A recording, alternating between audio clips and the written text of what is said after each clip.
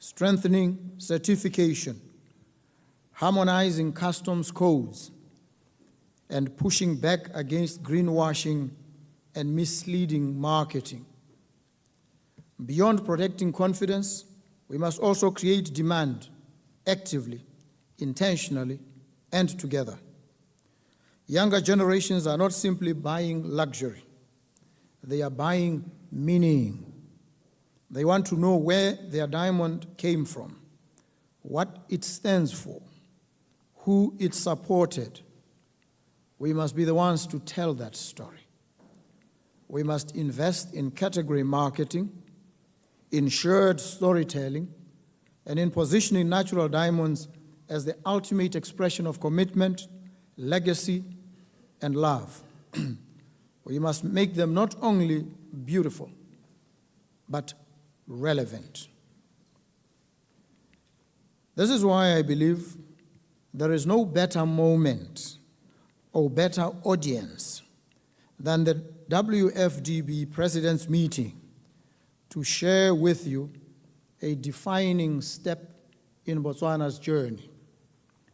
This month, I had the privilege of approving a major leap forward in how Botswana engages with global markets: the establishment of the Botswana Mercantile Exchange, BMX. BMX will serve as a regional hub for structured commodity finance and trade, including natural diamonds. With secure vaulting facilities and traceability integrated into its digital infrastructure, BMX will allow for the creation and trade of mineral-backed securities, commodity ETFs, and certified trade bonds. Most importantly for this community, BMX will operate on principles the WFDB deeply values: trust, transparency, and integrity. Through our ICTA's traceability system, we are embedding source authentication from mine to market, ensuring each diamond traded via Botswana carries a certified narrative of origin, ethics, and economic impact. BMX is also Pan-African in its ambition. Through the Allied Commodities Exchange, we are already in advanced discussions with Zambia, Malawi, and others to create a harmonized regional trading corridor, interconnected and internationally compliant. All of this builds on the strong foundation we've laid over the last 5 decades. Botswana's natural diamonds have powered a nation's rise, providing universal education, healthcare, and infrastructure, while enabling women and youth to thrive. Our new sales agreement with DBS, shifting our share of rough diamonds from 30% to 50% by 2035, reflects not only equity, but evolution. This agreement also delivers real development: a new jewelry manufacturing facility, a state-of-the-art diamond grading laboratory, and a vocational training institute, ensuring our citizens are no longer on the margins of the value chain, but at its heart. This is not only about revenue, it's about empowerment, about ensuring Botswana becomes a recognized origin of finished product and luxury, not just raw material. Botswana is also preparing for the future by modernizing our economy and legal frameworks to remove unnecessary bureaucracy and accelerate investor confidence. We are building roads, digital infrastructure, energy corridors, and policy alignment to support global businesses seeking secure, ethical, and future-facing partnerships. To every investor and trading partner here today, Botswana is open. We are ready, we are aligned with your values. To the World Federation of Diamond Bourses and your members across every continent, let us align traceability systems. Let us reinforce natural diamond standards across jurisdictions. Let us defend fair trade and tariff-free access for responsible producers. Let us jointly create marketing strategies that ignite emotional connection and inspire loyalty. Let us ensure that natural diamonds not only endure, but thrive. Botswana is stepping forward, not just as a diamond producer, but as a strategic trading partner and ethical origin of choice. With BMX, with bold reforms, and with unwavering commitment to provenance and people, we are building an ecosystem where natural diamonds stand not only for luxury, but for legacy. I'd like to conclude by thanking you for your presence here today. Together, let us lead this next chapter of the diamond industry, anchored in trust, driven by demand, and powered by purpose. Thank you. Thank you very much for the pleasure of your company here today and the privilege of your kind attention. Thank you so very much.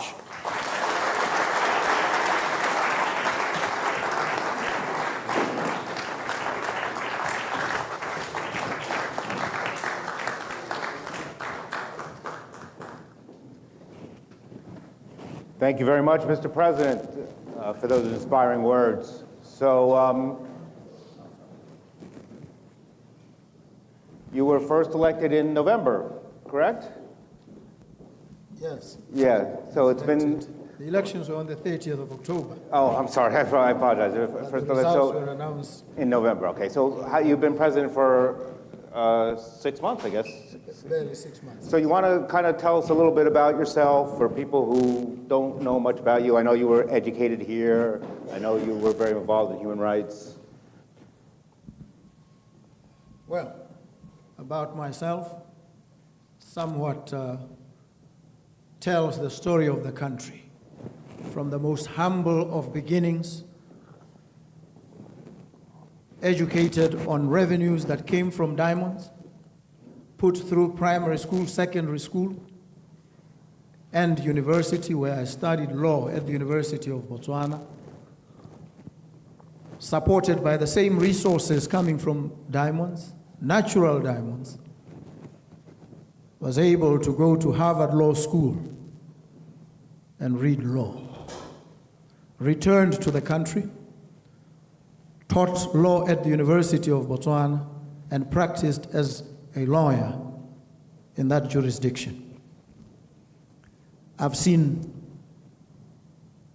this resilience replicated, played out in the lives of many of the people of the Republic of Botswana. Many who otherwise would have had no chance at all. Many who have had to rise from a situation of bootlessness, not even to raise themselves on their own bootstraps, but bootlessness. They've been raised on the back of revenue coming from diamonds. And so, I have then dedicated my life to the defense of human rights, to the promotion of the interests of the country and the people. And this is why I then dedicated my life to leading the country and scripting a totally new narrative for the country. And so that epic journey resulted in that miracle of the 30th of October, 2024, when the people of the country associated resoundingly with the message, the story, and the lived reality. And a new government came into power. It is this government that now powers this country into the next level. And it is this country now that asserts itself in the front lines of the diamond industry and says, these diamonds tell a story. The story of every life of every young person, a story that resonates across the breadth and dimensions of the Republic of Botswana. My life captures that story and represents it.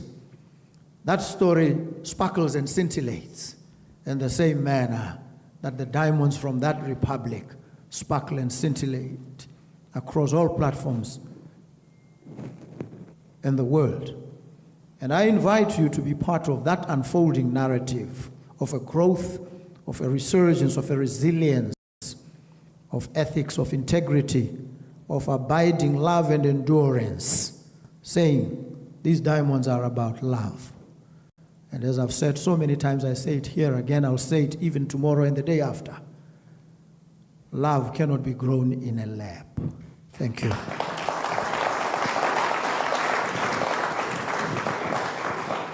So you were just at JCK Las Vegas, and we were honored to have you there on behalf of JCK. What were your impressions? Well, I saw an industry that now wants to get some clear direction, that wants to anchor itself on ethics, that wants to market itself around the greatest of values, love, integrity, rarity, that these diamonds that we all handle must become, as they always have been and will remain, markers, references of specialness. That is what they are, and that's what I saw. I saw special people seeking to associate and promote this special product. And you, as we all know, you signed a new contract with De Beers.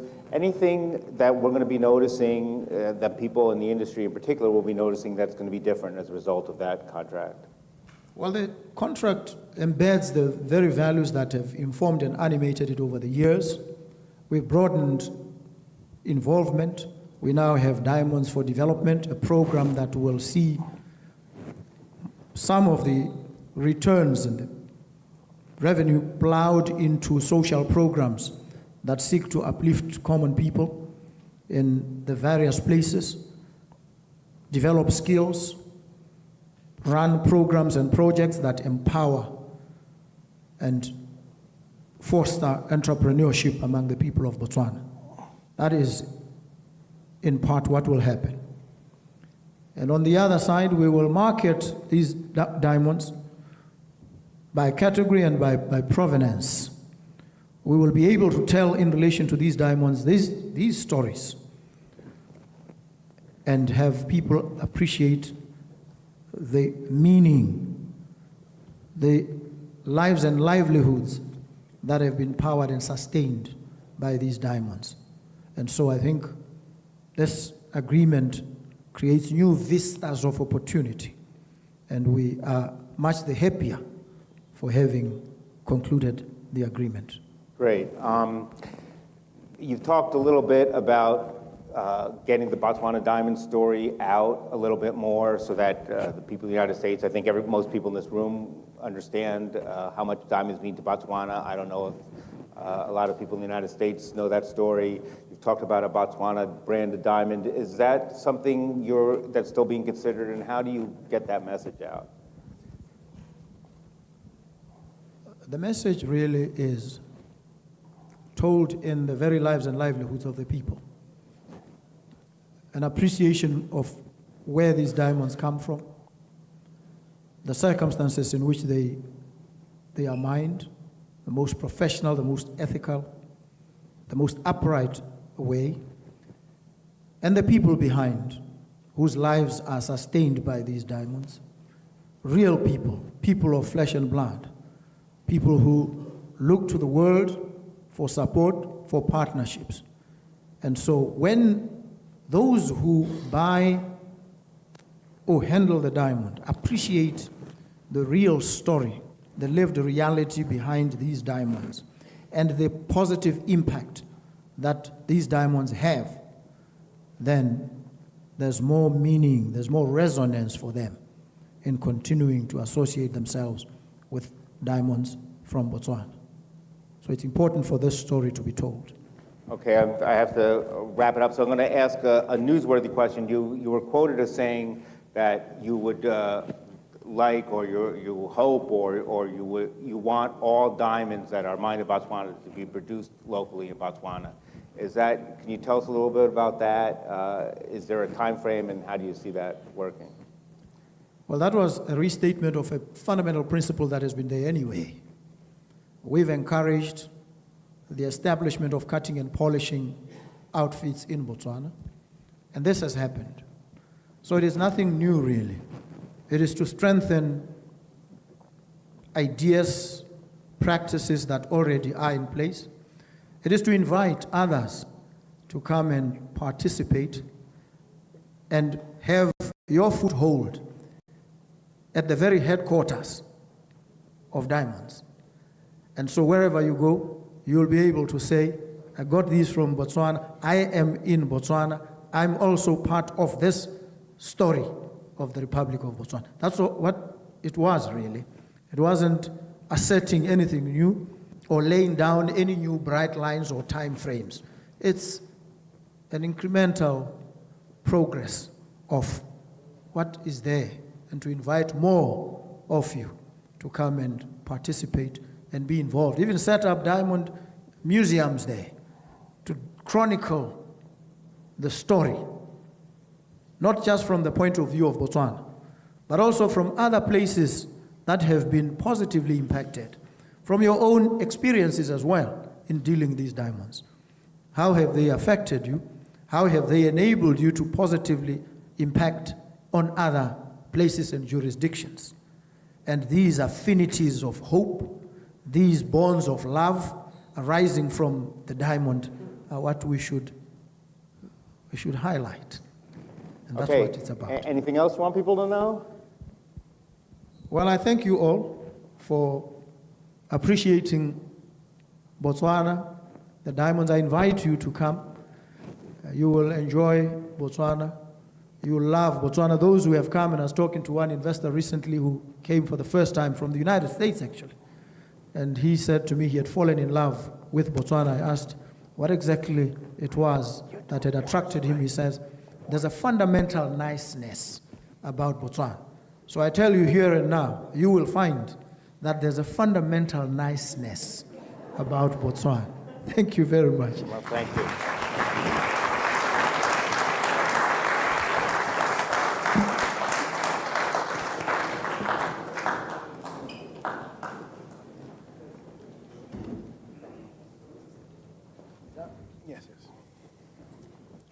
And now Yoram Dash is going to give out a series of awards. So please welcome Yoram back to the podium. Thank you.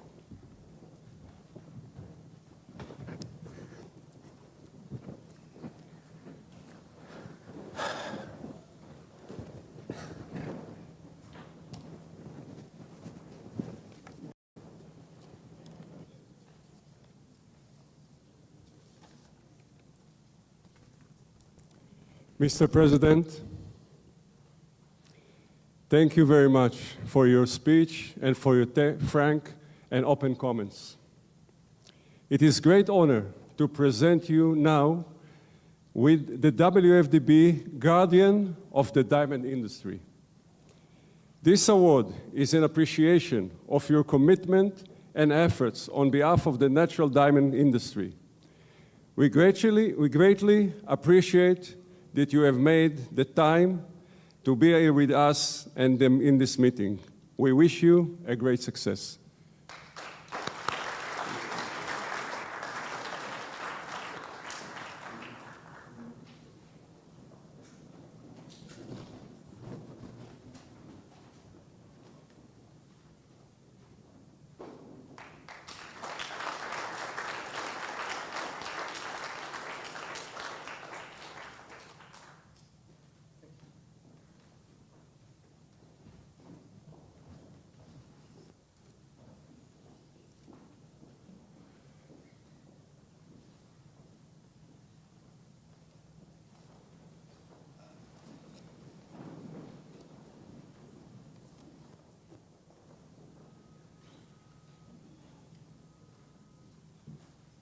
It is my great pleasure to present awards to a very distinguished VIP guest who have made our event so unique. Minister Diamantino Azevedo of Angola. I would like to call our honored guest and friend, Minister Diamantino Azevedo of Angola. Minister Azevedo, your work in support of the diamond industry in Angola has led a successful advancement of the industry. I know that you will bring about many additional achievements, and the WFDB will be proud to cooperate with you in the future. Please accept an honorary lifetime membership in the World Federation of Diamond Bourses. Thank you very much, please.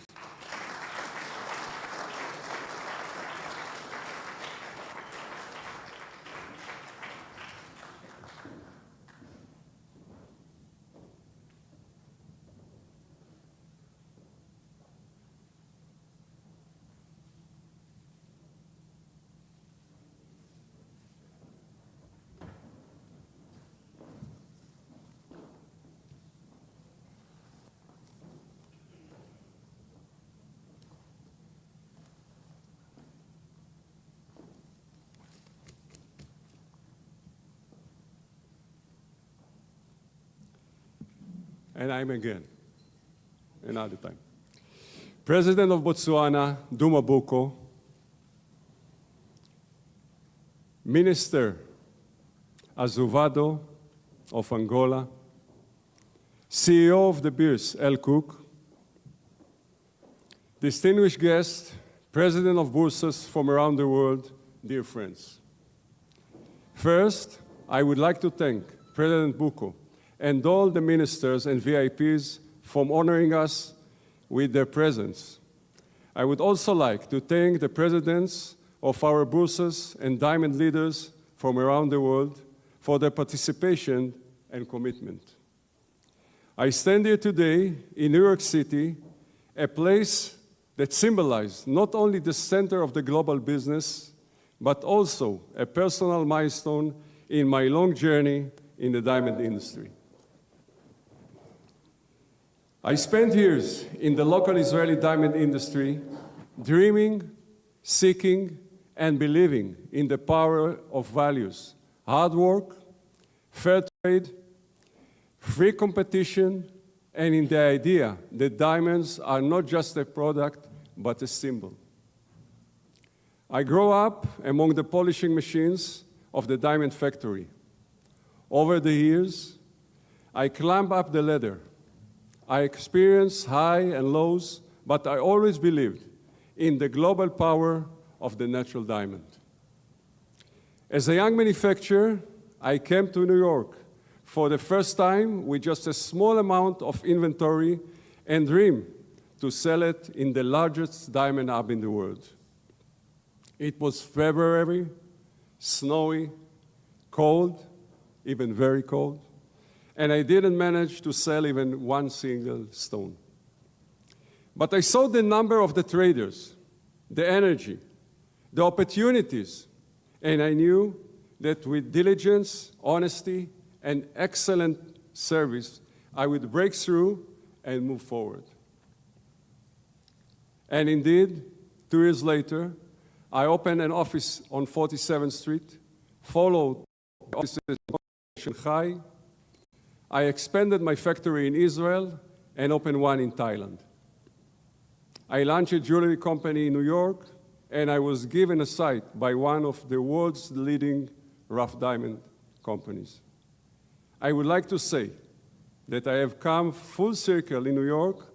My son Ido, who is with us today, now lives in New York after completing his studies at Columbia University. At the age of 48, I decided it was time to become active in public service, to give back to the industry that had given me so much. I rose through the ranks to become president of the Israeli Diamond Exchange and eventually the president of the World Federation. But the true honor isn't in the title. It's in the ability to make an impact and to strive for unity in the industry facing serious challenges. I have learned that as a public servant, you must leave your ego at home and humbly work alongside other leaders and organizations, because nothing compares to unity. Since its founding, nearly 100 years ago, the Federation has been the unifying force for diamond communities around the world. In times of prosperity and in times of crisis, it has stood as a safeguard for free trade, ethical standards, and transparency. We build arbitration system and ethical frameworks. We founded the World Diamond Council to represent the industry in the Kimberley Process to safeguard against conflict diamonds. We set rules when treated stones enter the market, and we set restrictions when we discovered companies mixing synthetic diamond into natural parcels. We developed secure digital trading platform. We launched global marketing campaign to strengthen the status of the natural diamond. We established the Young Diamanteers, who have become an independent and important force for the future of the industry. And most importantly, we promoted a global dialogue built on natural trust from the bourses of Dubai to Antwerp, from Mumbai to China and New York. But today, a new reality challenges us all. We face a triple storm. The massive penetration of synthetic diamonds, which undermines the value of natural diamonds, harms our product image and misleads consumers. The sanctions on Russia, which have split the market, broken up the supply chain, and placed us at a political crossroads as never before. And the new tariff policy of the Trump administration, which imposed duties on polished diamonds and disrupts free and fair trade, as well as profitability. Guys, we want to make some money. As well as profitability, which has been reduced to almost nothing in the recent years. These are not ordinary challenges. This is a battle for the identity and the future of our industry. But out of crisis comes opportunity.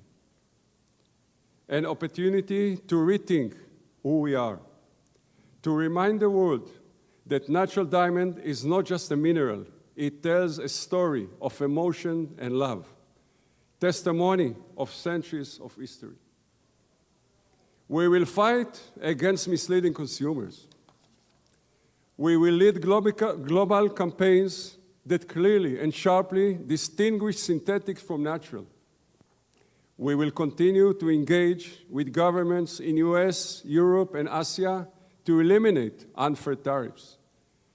And we will ensure that every agreement, every regulation, our voice will be heard. Dear friends, I believe that right now, in New York, the capital of commerce, we can bring back the light. We can unite our forces and live here with a clear vision. I ask you, presidents, leaders, partners, do not see this crisis as a tragedy. See it as an opportunity. An opportunity to build an ethical, transparent, and strong industry. One that can withstand even the most dangerous winds. Together, we will continue to lead. Together, we will remind the world why a natural diamond will always be forever.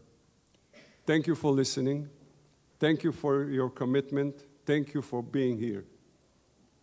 Because together, we are not just preserving the industry, we are building its future. Wishing us all a productive, successful, and most importantly, mindful conference. Thank you very much.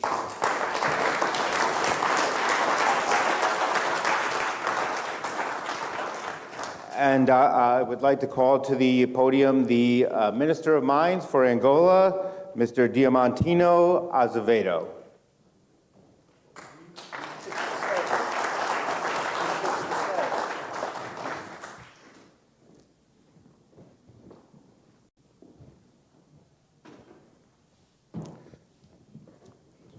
Good morning.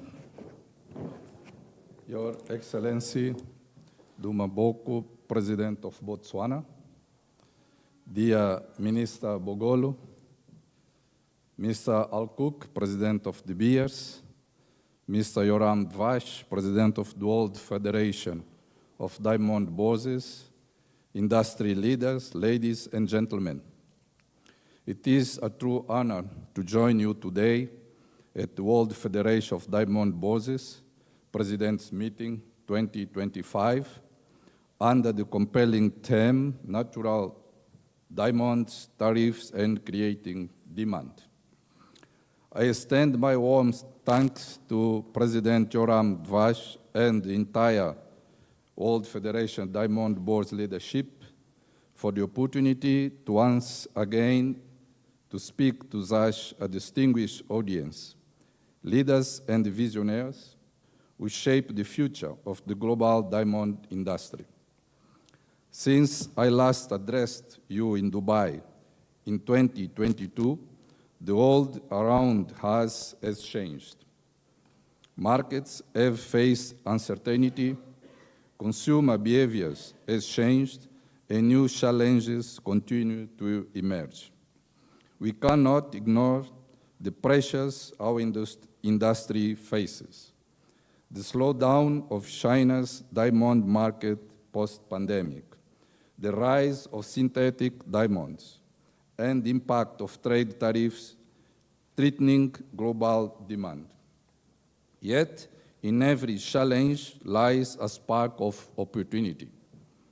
And today, more than ever, we are called to ignite consumer passion for natural diamonds, not just as luxury items, but as symbols of authenticity, legacy, and life-changing value. We must tell a better story, a story that reflects the real human impact of our industry. Natural diamonds are not only shaped by the hairs, they shape communities, economies, and futures. As a government, we are determined to play our part. Is home to extraordinary mineral wealth, and we are building a mining industry that stands on transparency, innovation, and sustainability. Diamonds remain as the heart of our economy. We are proud to be the third largest diamond producer in the world and second in Africa by volume. And we are not standing still. In recent years, we signed landmark mining agreements with De Beers and Rio Tinto. In 2023, we launched the Luele Diamond Mine, one of the largest in the world, with one estimated 628 million carats and an expected life of over 60 years. In 2024, Angola produced over 14 million carats, achieving 96% of our national target, a true testament to the resilience and commitment of our people. But value is not just in what we extract, it's in what we create. That is why Angola is investing in diamond cutting, polishing, and jewelry production. At the Saurimo Diamond Hub, 19 new factories are under construction, joining the 8 already operating in Luanda and Saurimo. We are determined to keep more value in country, to generate jobs and to foster local skills. We are also modernizing our diamond trading system with the Angola Diamond Boards under development, built to international standards and designed to bring greater transparency, efficiency, and global trust. We are simplifying travel, eliminating visas to several countries, and opening our doors to investment and innovation. And soon, Angola will join the Natural Diamond Council, further align ourselves with the world's leading voices in the diamond promotion. Next week, on June 18th, Luanda will host a Diamond Ministerial roundtable, bringing together key stakeholders to shape a shared marketing strategy for natural diamonds. Together, we'll define how this industry speaks to the world and inspires the next generation of consumers. Ladies and gentlemen, in Angola, diamonds are more than stones. They are hope, dignity, and opportunity for millions.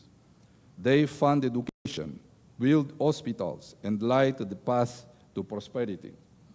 This is why we are proud to announce our intention to join your prestigious federation through the Angola Diamond Boards. We believe in the power of unity, shared vision, and international cooperation. Together, we can ensure that natural diamonds remain a source of wonder, pride, and progress for generations to come. Thank you for your attention, and I wish you all a productive and inspiring World Federation Diamond Boards Presidents Meeting 2025, here in the vibrant city of New York. Thank you.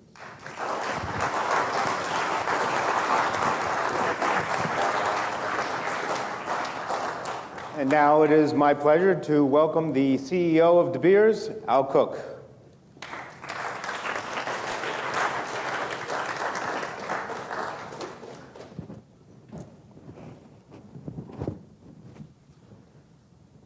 Your Excellency, President Duma Boko, President of Botswana, Honourable Ministers, Permanent Secretary to the President, Excellencies, leaders, ladies and gentlemen.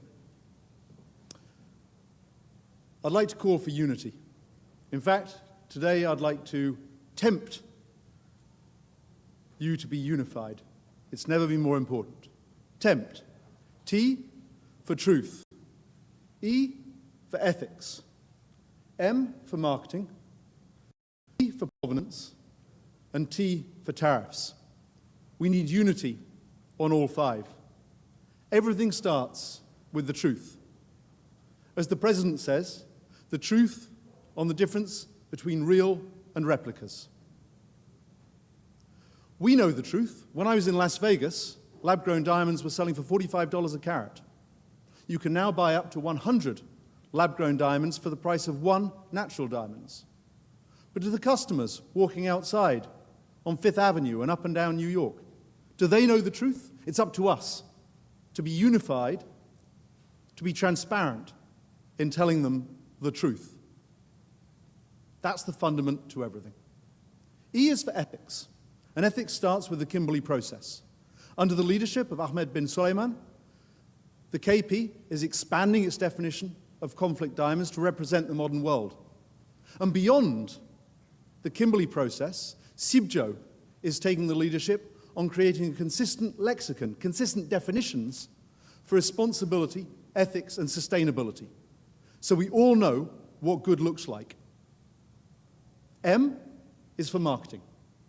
We announced at JCK this week that De Beers will undertake in 2025 the highest category marketing spend in more than 10 years.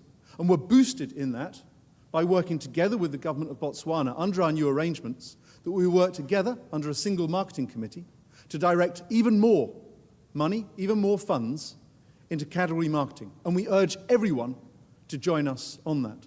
I'm delighted that under the leadership of President Lorenzo of Angola and the Honourable Minister Azevedo, we'll be gathering together in Luanda next week to ensure that we all resource the wonderful work that's being done, supporting the work being done by the Natural Diamond Council and others on category marketing.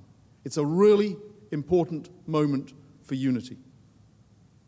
P, ladies and gentlemen, is for provenance. It's phenomenally important that people know where their diamonds are from and what they are. And for the first time in human history, we have the technology to be able to do that. The first of the two technologies I want to mention is Tracer. We had some big announcement on Tracer this week. You'll be aware it's a program we've put tens of millions of dollars into as De Beers over the last few years. And we're now opening Tracer up to industry ownership. We know that trust will come through Tracer being an industry tool owned by the industry for the industry. We've announced that the GIA, the Gemological Institute of America, will be planning to join Tracer and taking equity in Tracer. We've announced that the Okavango Diamond Company will be registering its diamonds on Tracer. Tracer is becoming the industry tool for telling the truth about provenance. But beyond that, we're launching a series of verification devices, and the most famous is diamond proof. In 10 seconds, you can know whether your diamond is a real or a replica. We're going to be bringing that at low cost to stores around the United States so that everyone can know where their diamond is from and whether it is real or a replica. And finally, T, tariffs. This is a volatile world. It seems every day that you open a newspaper, get on a news website, there's a new announcement. And we have to be unified in ensuring that in the world's biggest market for diamonds, the United States, consumers can buy those diamonds, can purchase those diamonds at a fair price. We support the position of the World Diamond Council under the leadership of Ferry al-Zarouki that there should be no tariffs on natural diamonds. There should be no tax on love. We believe that natural diamonds should be exempt from tariffs for a very simple reason, that there are no natural diamonds in the United States of America. You can put as many tariffs as you like on natural diamonds, but you cannot create diamond production jobs in the United States. So it is simply, in the words of some American leaders, a consumption tax on the American people. I am absolutely confident that this government, led by President Trump, which is so strongly in favor of the American people, will work together in unity to ensure that diamonds, like gold, like other precious metals, are exempt from tariffs.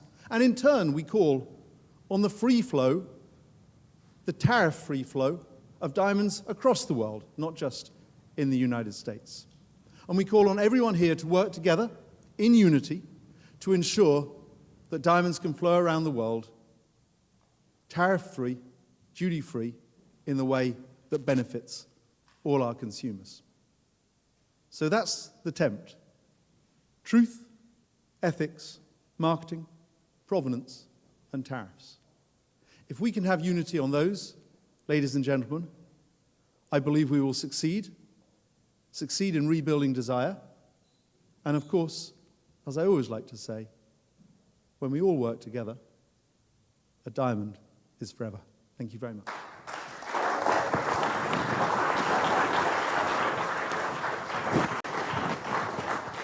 And now I would like to call up to the podium from the Diamond Dealers Club of New York, Elliot Krischer.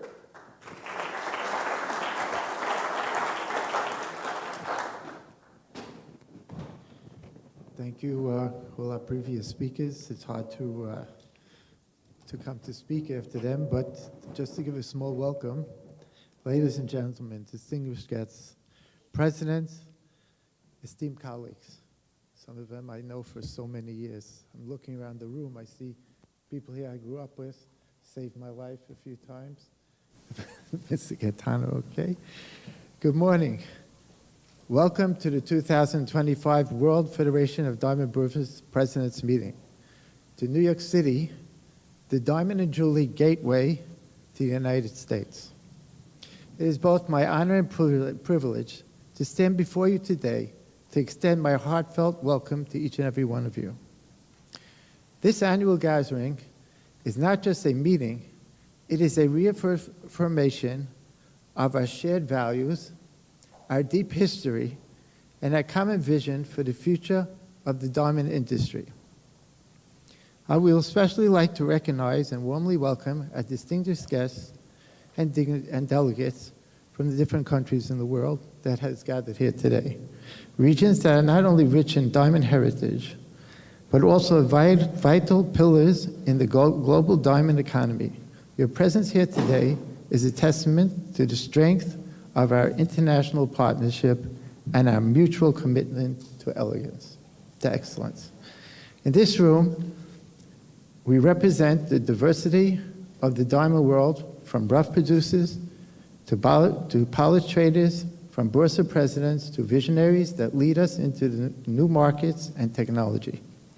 But regardless of where you come from or what role you play in this great industry, we are united in one belief that integrity is the true brilliance behind every diamond.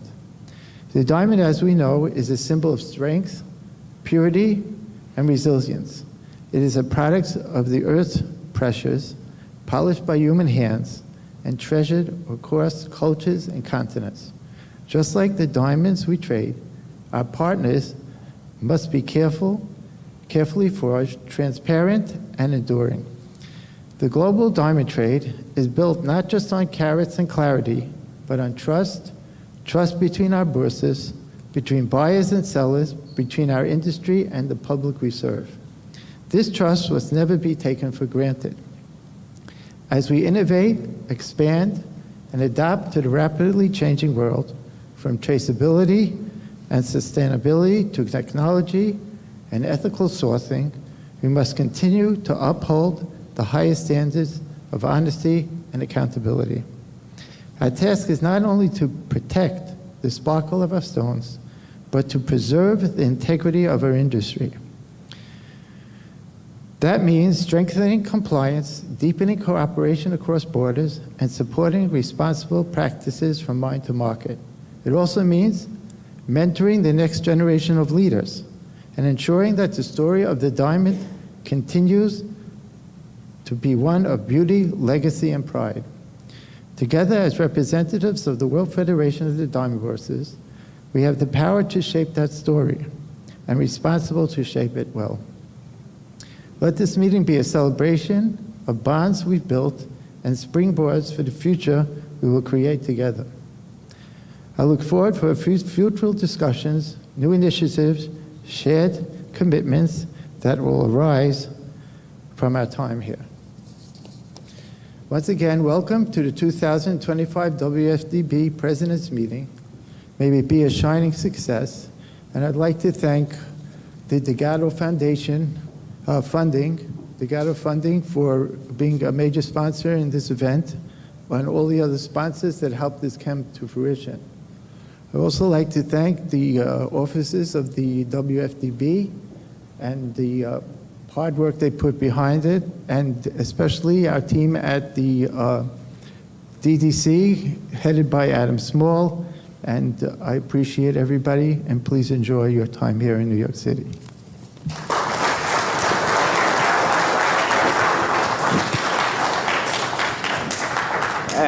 And now it is my honor to call upon the chairman of the Kimberley Process, Ahmed bin Sulayem.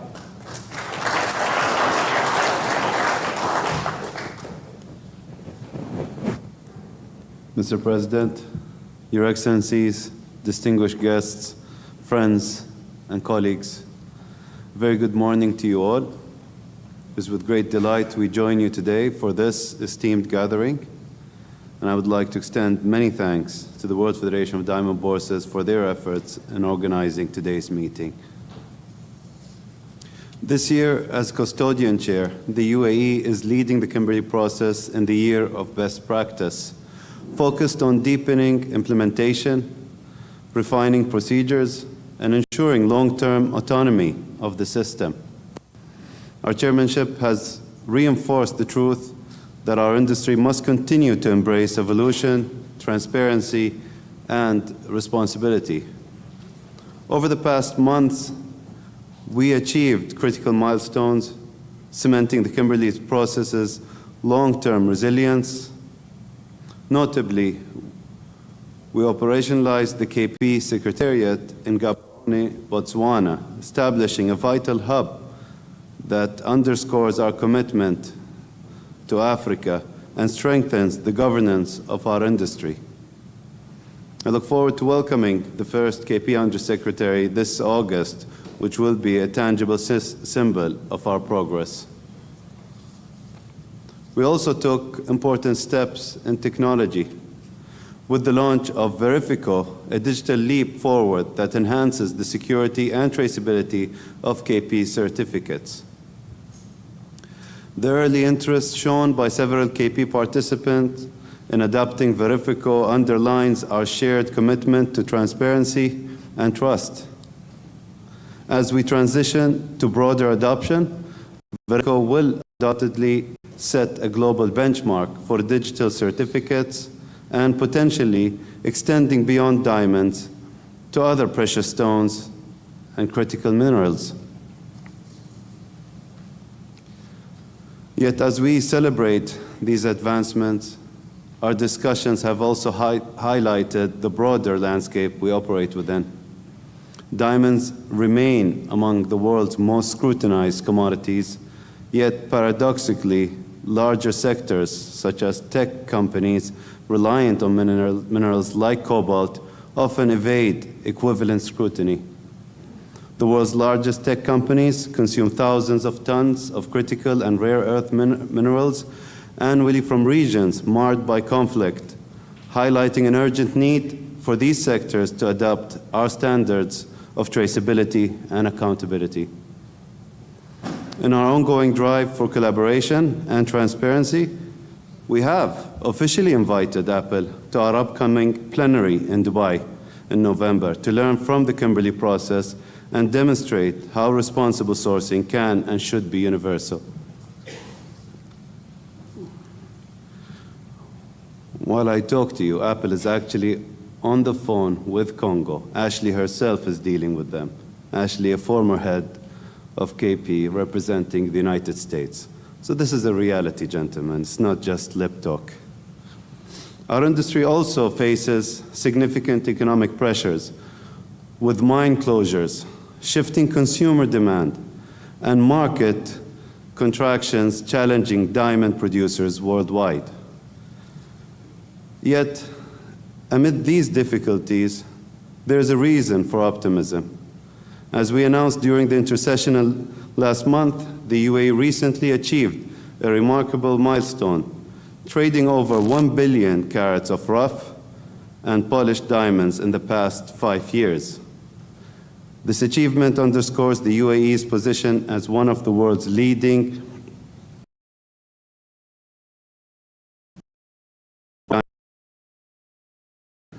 cutting and polishing hub, producing 9 out of every 10 diamonds you come across in the world. And the United States as the world's largest retail market, worth $77 billion just last year. Last I checked, representing more than 20% of the polished diamond industry. These tariffs will hurt the US as much as any other diamond hub. To address the systematic challenges confronting our industry, I have called for a high-level ministerial meeting during the upcoming KP plenary in Dubai.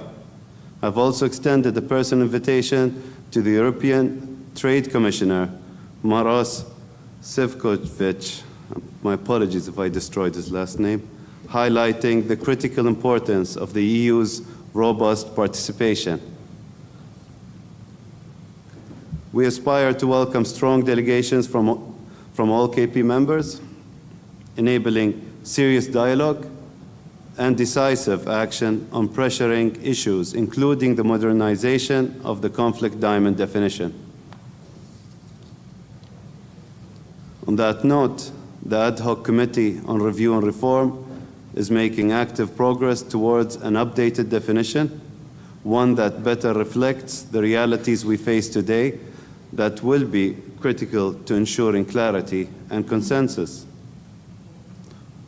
We're hopeful that the groundwork laid this year will result in meaningful breakthroughs by the time we convene in November.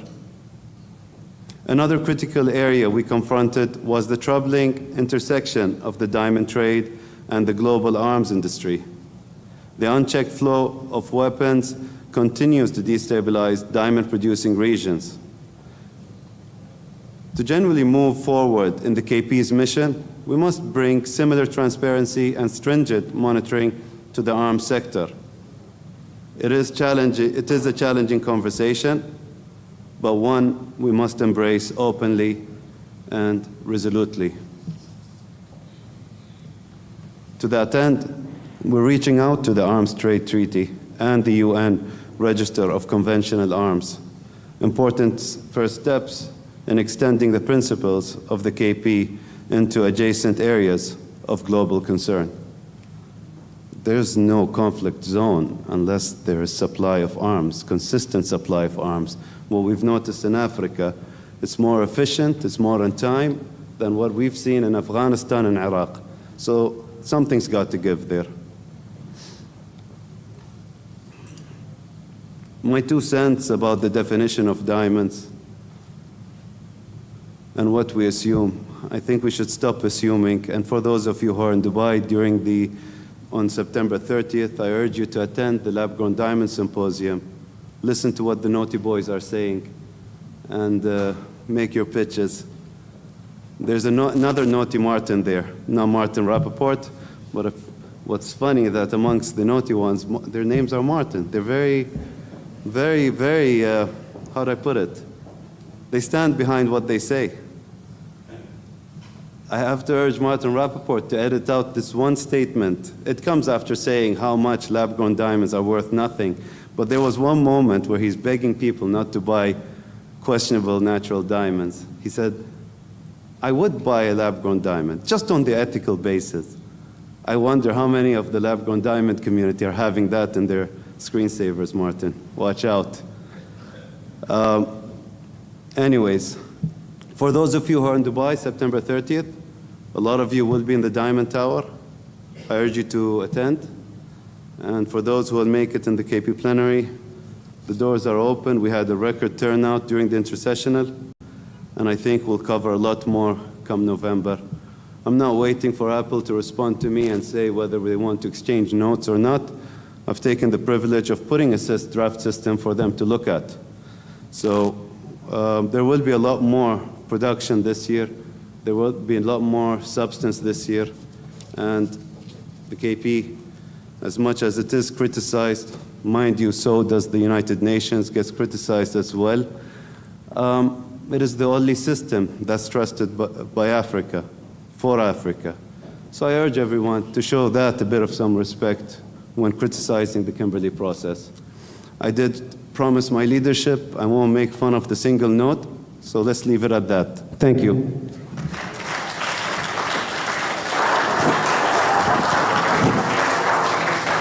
And finally, last but not least, the President and CEO of CIBJO, the World Jewelry Confederation, Gaetano Cavalieri.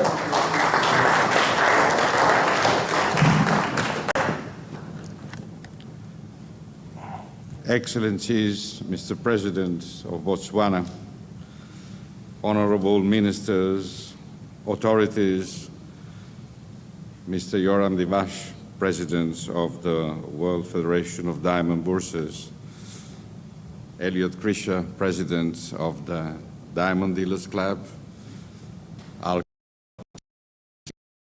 the Beers, and brother fellow President, ladies and gentlemen, dear friends, it is a privilege to be here today with you. When I got a call from Yoram, and he said, you have to come, I said, Yoram, I cannot. And then I have been pushed and convinced by heart, then I decided by heart to be here with you. For those that are not aware about CIBJO, which is a French acronym,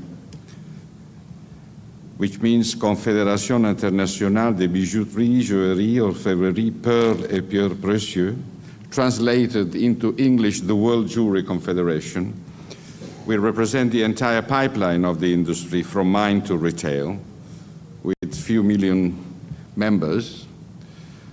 But on top of it, we are the one that have the privilege to report to the Economic and Social Council of the United Nations the status and the heart of how beautiful this industry is. Mr. President, I come from Sicily, which is the northest part of Africa. You come from Botswana. I still didn't have the privilege to be in love with Botswana because I never been. So I invite you to come to Sicily so you will be in love of the northest parts of Africa. But apart that, what we do, I take the words that Al Cook has addressed about the symbolism of these new words, which I like it very much in all its sense, because what the World Jewelry Confederation is bringing knowledge, is bringing standards, is bringing understanding, is bringing language, is bringing whatever it is possible to unify, also in terms of language, the beauty of this industry. You, Mr. President, were talking about the diamond of Botswana, but let me say the world of diamonds, generally speaking. Obviously, you are the President of Botswana. It is your commitment to talk about Botswana, and I have given to my wife last year for our 50th wedding anniversary diamonds coming from Botswana.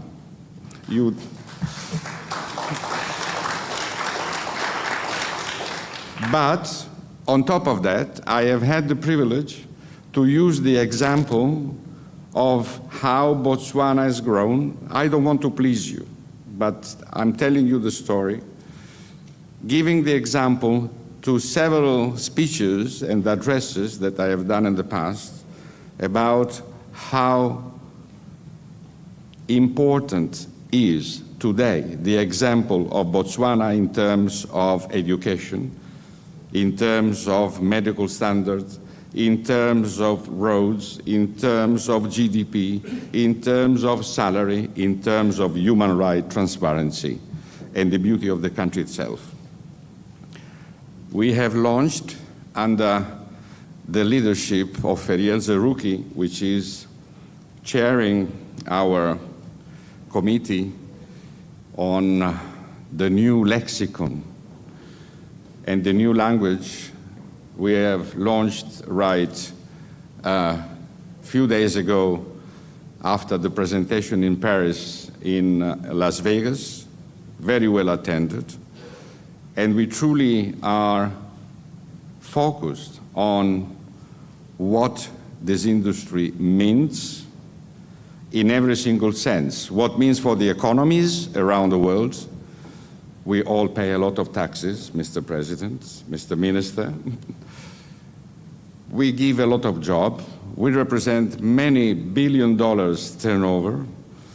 And the fact of what's going on in this moment with the tariff, I let the political authorities to deal with that. We want to contribute, and we want to contribute with one voice, as one united industry as we are, because at the end of the day, the meaning of diamonds is passion, is love, is dream, and many others adjectives that I can use. So I am very proud to be part of this industry, a part of my family since 1821, but I don't look like.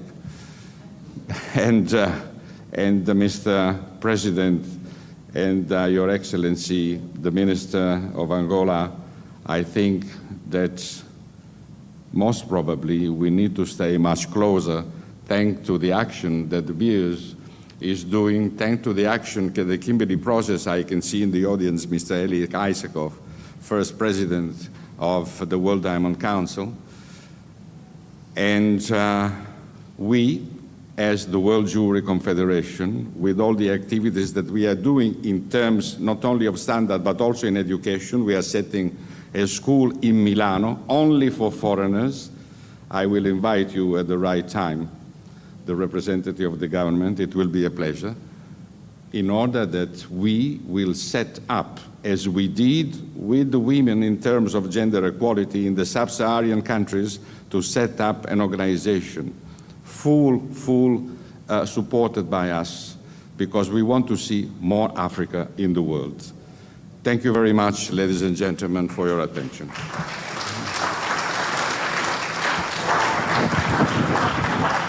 All right, and we're going to take a quick break in a second, but I believe Yoram has more awards to give. You have one more, some more awards to give. So please welcome back Yoram Dash.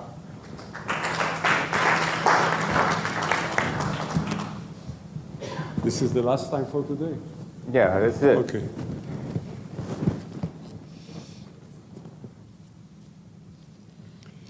It is a great pleasure to host you, and I'm talking about Al Gore, of course.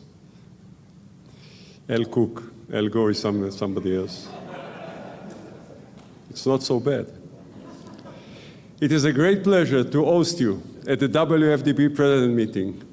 The entire industry looks to the beers in this time of great challenges.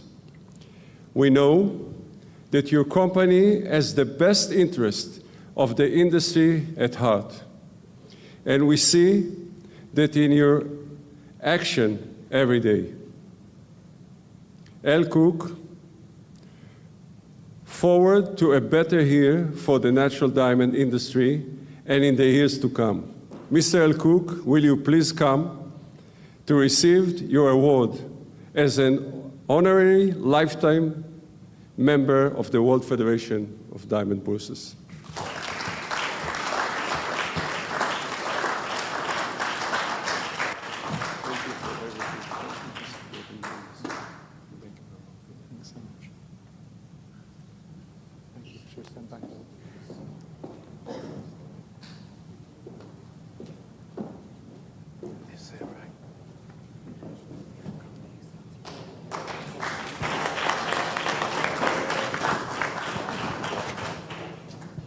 Okay, well, congratulations, everybody. Thank you to all the wonderful speeches. And we're going to take a quick 15-minute break, and then we'll be back here for a great panel. So enjoy, relax, and thank you all for participating. Oh, what's that thing?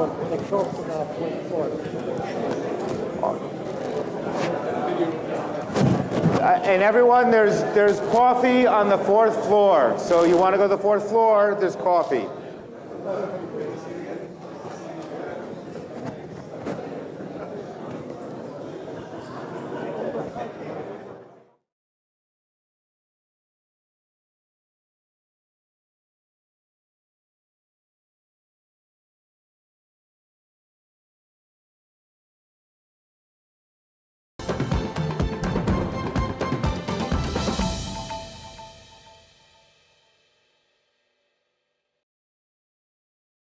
It is evident that halfway into the implementation of the Sustainable Development Goals, the world is still facing multiple challenges. Botswana has not been spared from the devastating impacts of climate change, financial constraints, and emerging unilateralism. The move away from multilateral cooperation is a disturbing trend which must not be allowed to take root. No country, big or small, can address the emerging complex and multifaceted challenges alone. Hence the need to work together within the framework of the Pact for the Future. To address these challenges, Botswana is committed to promoting international cooperation and solidarity to support her comprehensive national development agenda, also leveraging on the use of science